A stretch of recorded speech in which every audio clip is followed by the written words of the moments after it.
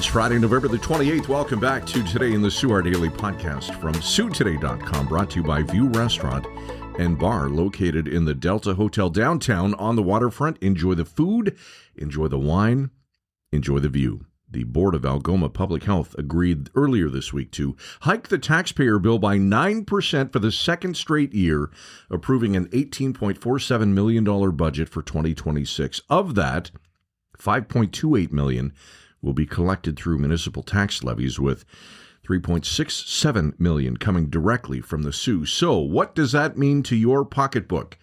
Greg McGrath-Gowdy breaks it all down in his story on site right now.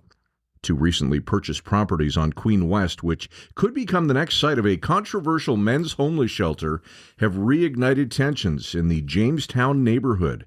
On November the 12th, Sault Ste. Marie Housing Corporation voted in favor of a resolution to approve the purchase of the apartment building at 680 Portage Lane for $1.38 million using reserve funds. Kenneth Armstrong with more details on that story today. Eric Mearow made an appearance in court yesterday. Mearow was charged with second-degree murder following the death of 25-year-old Nathan Pregent-Daou back in October, both of whom were in custody at the Algoma Treatment and Remand Center at the time of the incident. It's the latest charge on the 40-year-old's rap sheet, which includes a manslaughter conviction for the high-profile killing and dismemberment of Wesley Hollom at a drug-fueled house party back in 2011. His next court appearance is scheduled for December the 11th.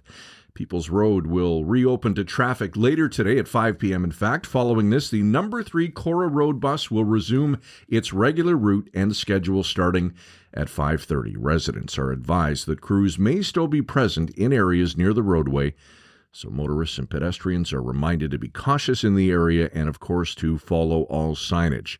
The road will remain open throughout the winter months. However, construction on People's Road will continue next year. This week, Cycling Canada, the country's national governing body for cycling, announcing that the SOO had been selected to host the 2026 Canadian XCM MTB Championships. XCM MTB stands for Cross Country Marathon Mountain Biking. How did we land this big event?